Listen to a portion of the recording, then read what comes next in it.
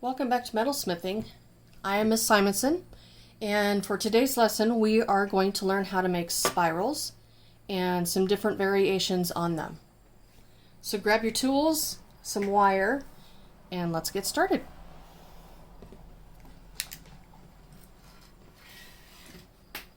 Oops. Alright, so once again I am going to be working off my spool of wire here. So if you can work off of your spool of wire, that would be great.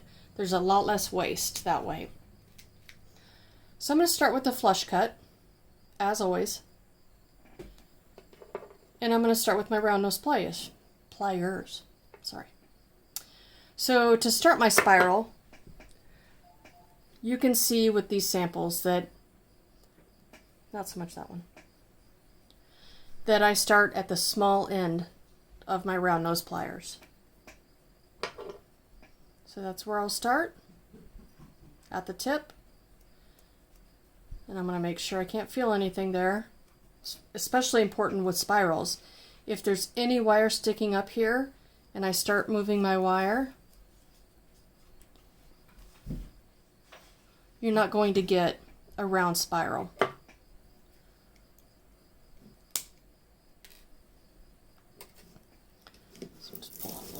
Here. So I'm going to start again, and I did flush cut that. So I'm going to start at the tip, nothing sticking out. So now again my left hand is right on the tip supporting this, and kind of while my right hand turns, I'm also pushing with my thumb against the pliers. And you might have heard that just slip off the pliers. That's fine, it's going to happen. Just come back in, keep going until you make that first loop.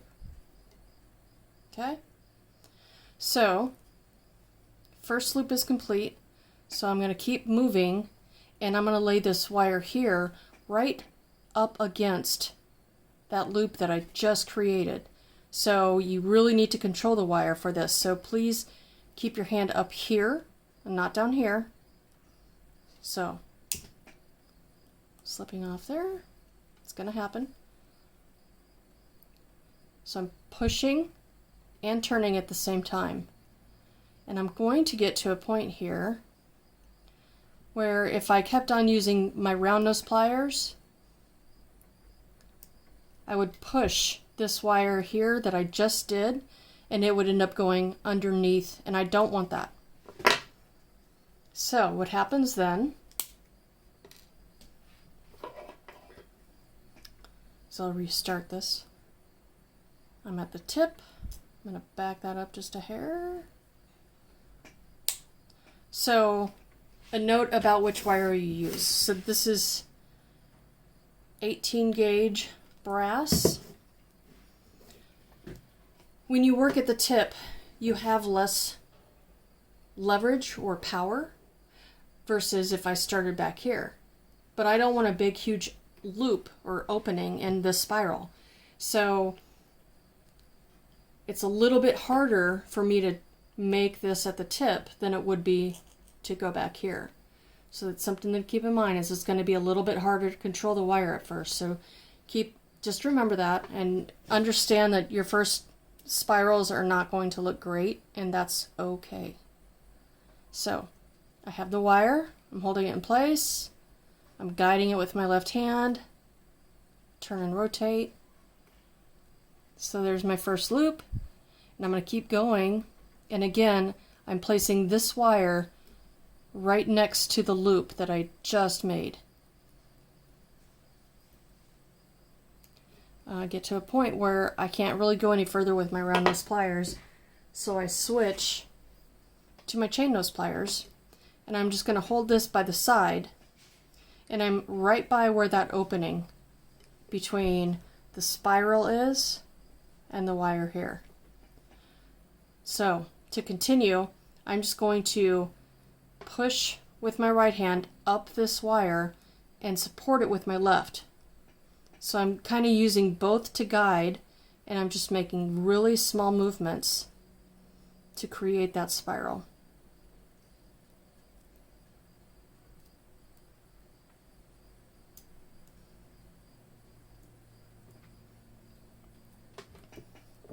So now I have a spiral that's even on all sides.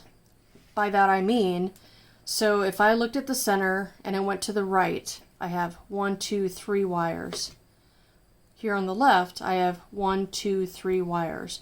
So I want that little start to either be at the top or the bottom, and an even number or the same number of wires on each side. So right here, I would make my loop just like we did with the infinity symbol. I'm going to go in the opposite direction of the spiral. I'm going to come up here so a little bit smaller. I'm going to trim that right there. So I want to cut that wire before it crosses over that one. And then I can use my chain nose pliers here to just kind of straighten everything up.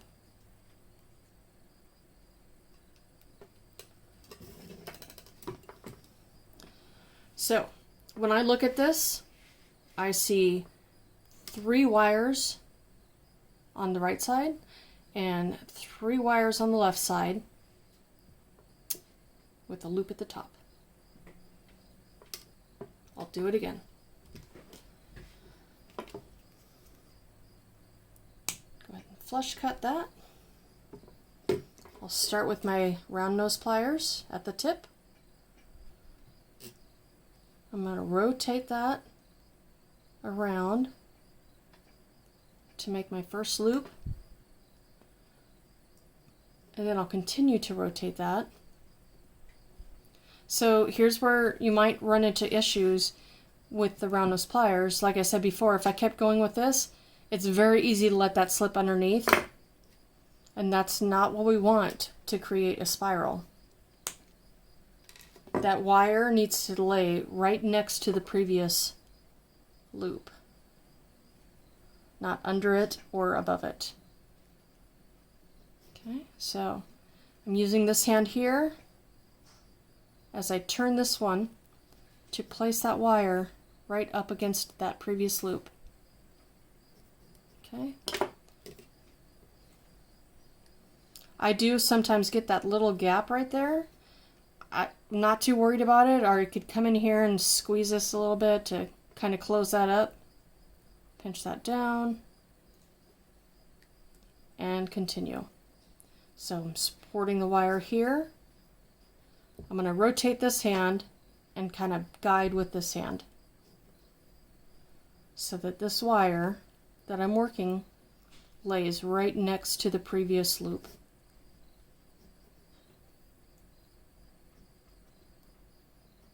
Small movements.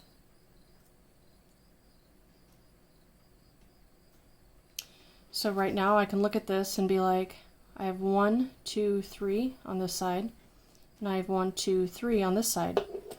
So if I was doing something and I wanted to match up with this one, this is where I would make the loop on the top. So I'll show you what it looks like when it's not balanced.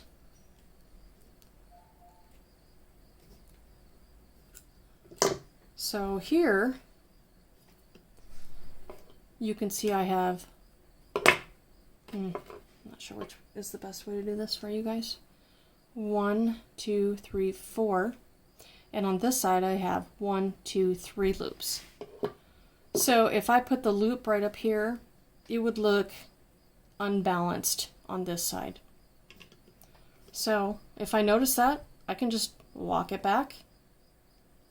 So now I have 3 and 3. I'll make my loop here. And I'm going to go the opposite direction. So if that's facing away from me, I'm going to make this loop towards me.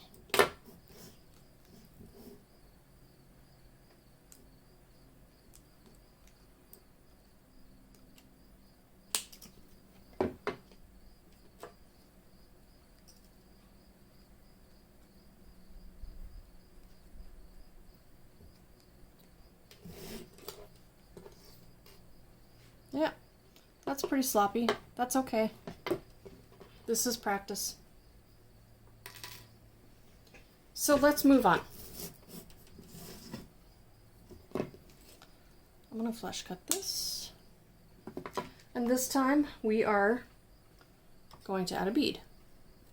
And it's very similar to the process that we did for the infinity links when we added a bead. Excuse me. Had a yawn. So I'm going to add my bead before I start. And this is only if you're working with like a closed unit of wire, like on a spool. If you are just working with this small piece of wire, then I would not add the bead yet. Sorry about the ruler. So, I'll start the same way as I did before. Creating my first loop there. And I'm going to continue that.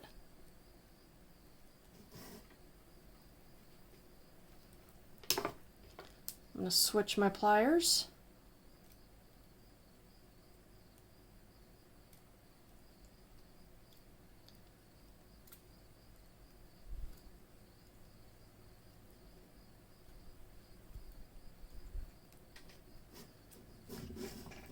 So I got to the point where I've got 3 loops on each side. So here's where I'm going to stop making my spiral. And so this is the top, okay?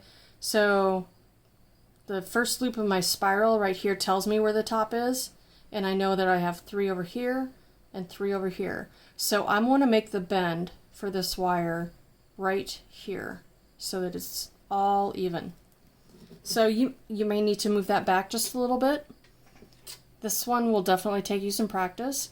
But what I'm doing then is I'm going to make a bend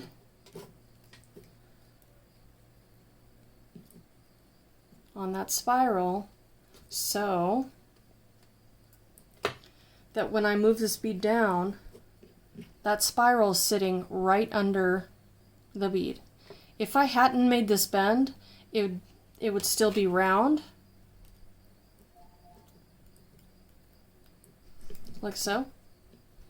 And when I move this bead down, it's sitting over there, not centered underneath the bead. So I want that centered. And this would allow me to add this stone as a charm to a bracelet or as the focal of a necklace. This could be part of an earring. All right, so I've got that centered back under the bead.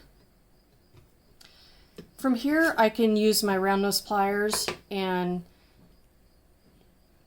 do it straight from the spool, but at this point, I do like to cut the wire off, and that's going to be way more than I need, but that's okay.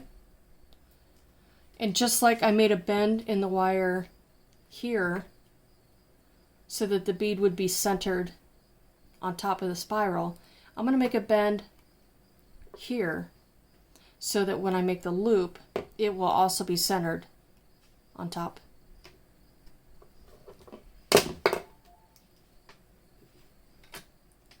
So, on my round nose pliers, I'm just going to start the bend there. I'm going to switch hands, just because that's what I do.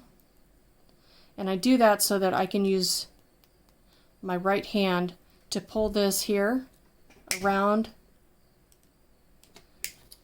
that tip. And so I want you to try it the way I'm describing it first, but you may find that you don't need to switch hands, or you work out some technique that works better for you. In goal, what I'm looking for is a spiral centered on the bead with the loop also centered on the bead. Okay? There are many ways to work a piece of wire with tools that aren't the same, but end with the same result. So keep that in mind. If something feels more natural to you, give it a shot. And if you think it's even easier, then tell me next time we see each other in class, because we're all learning here. So don't be afraid to speak up if you find a better way to do something. So I had already made this one here. So like I said, these could be used as earrings, as a charm on a necklace, or on a bracelet. Okay. I have serious yawns going on. Sorry about that. So, let's start with our next variation. And that will be this guy. I call this a spiral link because you have an opening here that you can use, and you have this opening here that you can use. So if I wanted to add this, I would just open that and add it to that space. I could add an ear wire here and have earrings. Or I could just add an ear wire right here and have an earring. Okay? All of these work together really well, or they can stand alone. So let's start with a flush cut and our round nose pliers.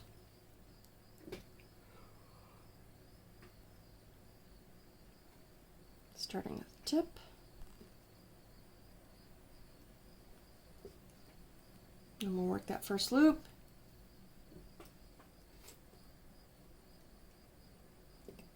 I'm going to switch my pliers.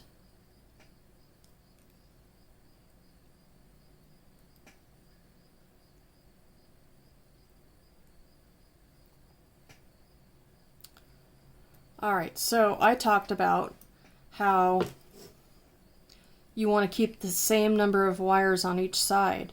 So right now I have kind of blind. I went a little farther than I needed to. So right now I have 2 on this side, 3 on this side.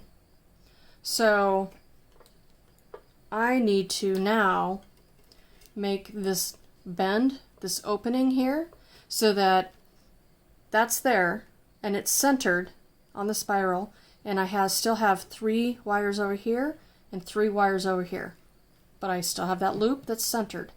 So when I see myself coming up and I've got 2 on one side and 3 on the other, so I'll work that, not with my hands, so that I'm almost to that point where it's lined up with that first loop. Okay. I'm going to put my round nose pliers there to make that bend, and that bend is right above where that start loop is. So it's going under the spiral just a little bit, and that's okay. I could just use my chain nose pliers, and again I'm using my thumb to guide and push at the same time as I'm rotating with my right hand.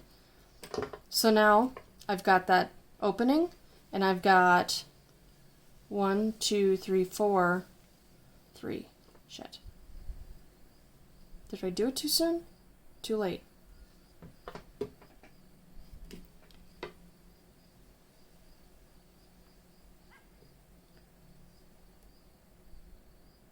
Okay, I did it too late. 1, 2, 3, 4. So, I'm gonna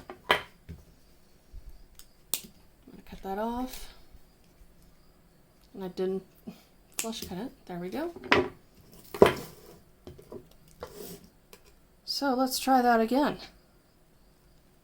Starting my spiral.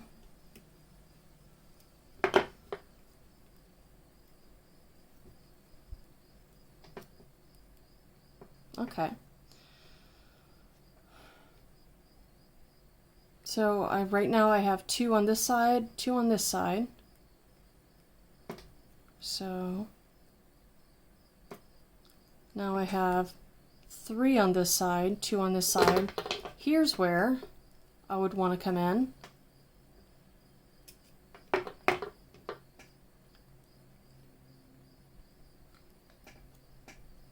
There we go. So now I have 3 wires on each side. This loop, this opening here, is directly above that, and I can make my other loop on this side, which is also in line with that spiral.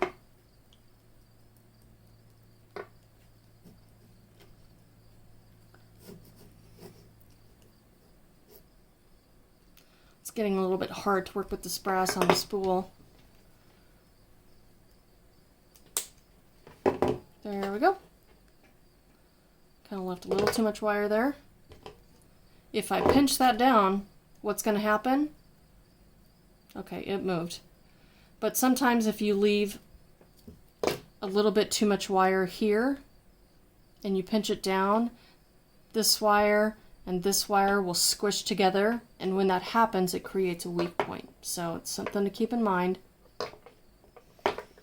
So even I don't always do it right the first time.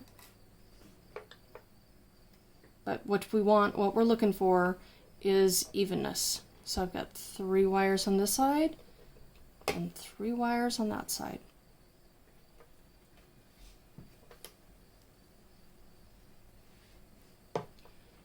So this one is not something that I'm going to ask you to include in your project, but I really love this link. It's a lot of fun and very versatile. So this would be one where I will not work off the spool. I'm going to measure myself 3 inches approximately. This just doesn't need to be super fussy. But I do want to know approximately where the middle of this wire is. So I'm going to measure it again and grab it in the center with my round nose pliers. So this is a technique that we'll use again later on and very soon, but I'm going to start.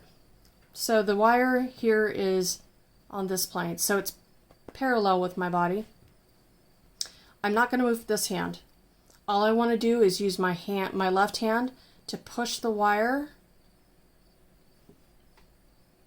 around to the other side. And I'm going to take this wire here, the one on top now, and do the same thing. So now I've got this little kind of funky S shape going on.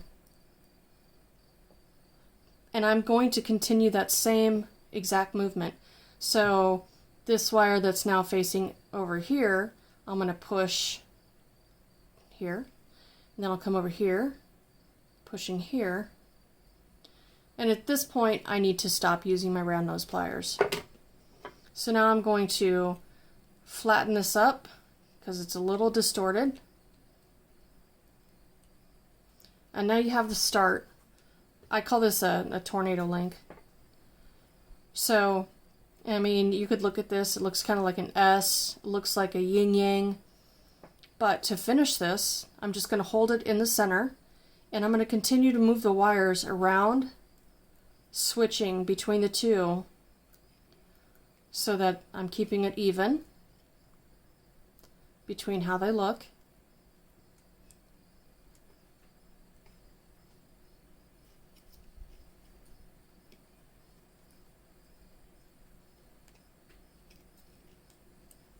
I'm going to switch back to here, and I want to end with having a tail on both sides, an even number of wires on both sides. So I have 2 over here and I have 2 over here. So these are the little tails that I'm going to make the loops with. And I can tell that this one's a little bit longer than this one is. So I'll do this circle first, and I know I'm going to be up at the front of my pliers since there's not a lot of wire to work with there. It is flush cut.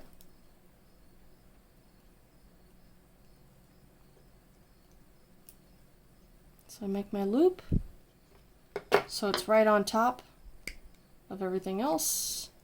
And I squish that down so it's all on the same plane. And I'm going to trim just a little bit of this off. Come to the same spot on my pliers to make the loop on the other side.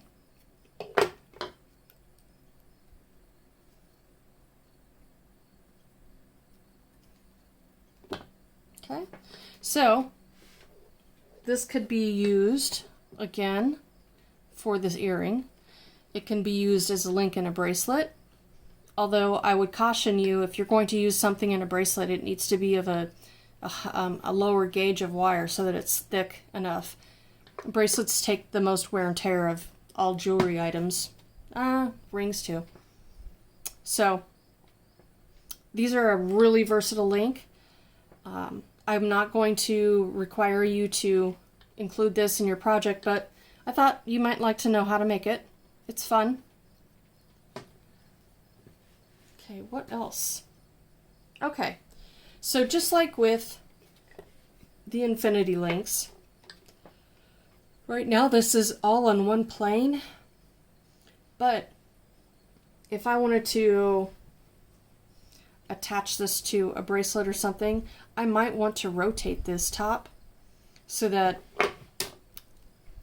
the spiral is flat on one direction and the loop is going straight up and down. Excuse me. To do that, I'm going to hold it with my chain nose pliers, and I'm going to hold it on this side because this is the side that's going to need the most support. I'm holding it right where the spiral meets the loop. Okay. Both pliers are coming in at opposite directions, and I'm just going to rotate that loop. Like so.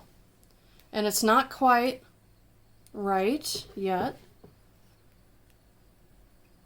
So I'll just put another little bend in there, and that's what I'm looking for.